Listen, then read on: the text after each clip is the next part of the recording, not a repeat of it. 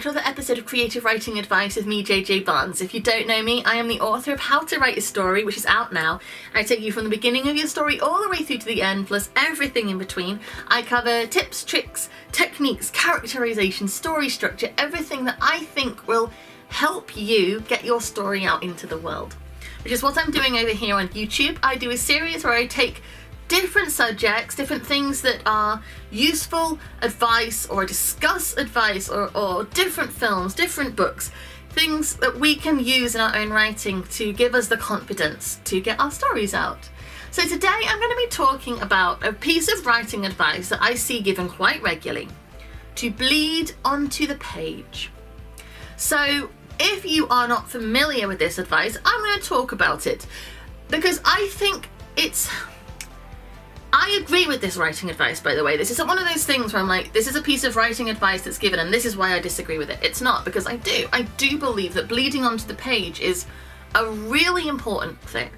But when I was younger, and before I had been doing this for a very long time, I was told bleed onto the page, and like, that was it. Bleed onto the page, Jay. No? Like, what? What does that even mean? And I think that I'm not the only person, because I might be.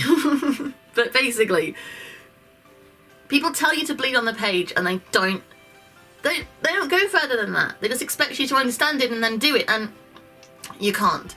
Not without understanding what it is you're meant to do. So if you do understand, that's great. And if you don't, or want to be better at it, or want to understand it, this is what I'm going to be doing about today. So, bleeding onto the page. This means you take your life, right? Your pain, your hopes, your dreams, your fears, everything, and you put it into your story. You give those emotions, those experiences to your characters, and you live that experience again through them. And it can be hard and it can be exhausting. So for instance, the book I wrote recently, What Ivy Wants, there is a scene in that book with her ex-husband when he gets quite forceful with her. And it's not the sort of book where it's intense and dark, but she goes through an experience that I have been through. And so when I was writing it, it was quite hard because I was living it again. I was living that pain and that fear and that sense of betrayal again. And it meant that it came out better because it felt real. What Ivy experiences, her interiority, her pain, it feels more real because I bled my own into her experiences. So it does make a difference because you're not creating something artificial. And you are, obviously, because it's fiction and Ivy is a fictional character, the story is a fictional story, it's all made up. But even in fiction, the human emotions and the people need to feel real. And bleeding onto the page, putting your experiences and your emotions into them, is how you do that. Now, obviously, if you are writing a story with magic or sword fights or war, and you yourself have never been in any of those experiences, you can't bleed onto the page directly because you haven't had that happen to you. And in that case, you aren't trying to do that. But what you are doing is mining down to the core feeling that those characters are going through. What is it? Is it hope? Is it fear? Is it pain? Is it panic? Whatever it is, really just go to the root of it. You're not thinking about how to fight with a sword because that's not the point. You're not thinking about what it feels to have a sword dig into your side because that's not the point. That's the surface problem, right? That is the surface conflict, that immediate incident. But what you need to do is go right down to the root emotion. Is the person who's just been stabbed in the side with a sword frightened of death? Are they missing a loved one? They want to say goodbye to them and they know they won't get to.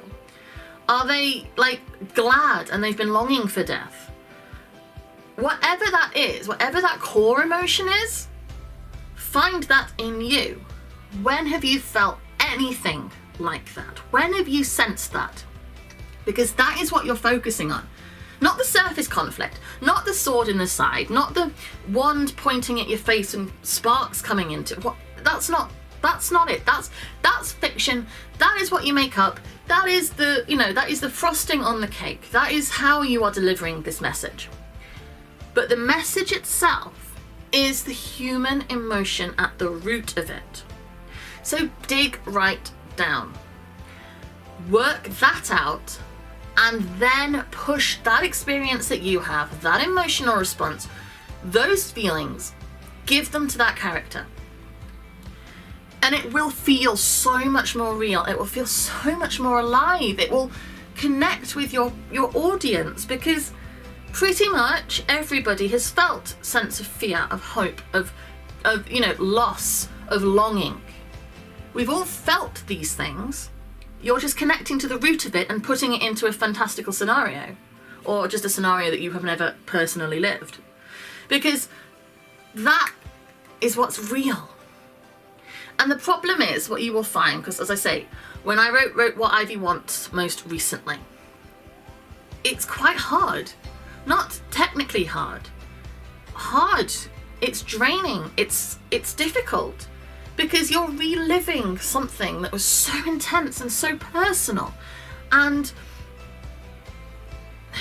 it is like bleeding.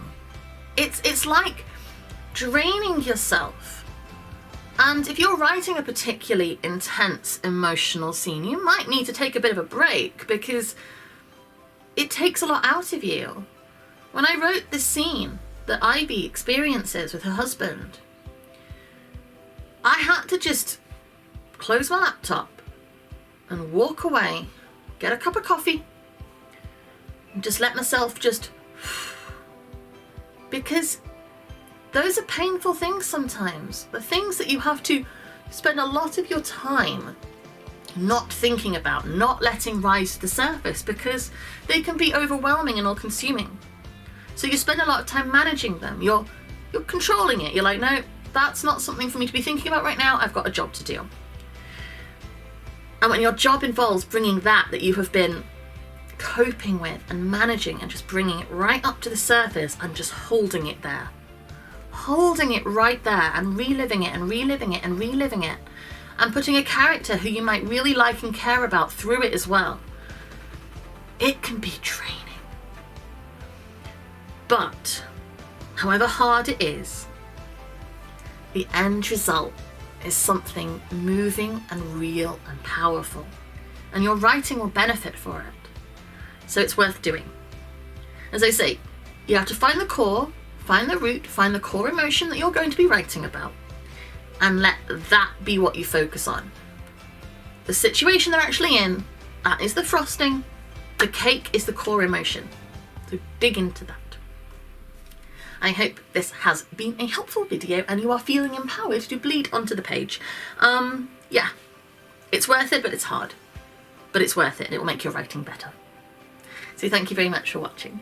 You can subscribe to this channel. I put out a writing advice video. Monday, I do Ask Me Anything, where you can send me questions about all different subjects, including writing, including my life, my work, anything else, advice that you want for yours, anything at all, and I will do my best to answer.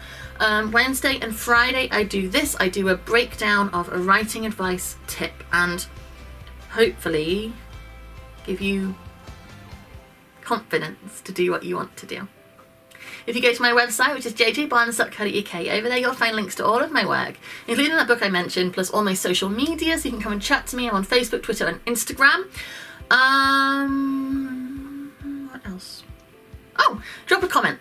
Let me know, what do you think? Do you do this? How do you do this? Tell me about a story you've written where you do this, where you are digging into your core emotion and putting it into your character, bleeding onto the page. So thank you very much, and I will be back again soon. Bye.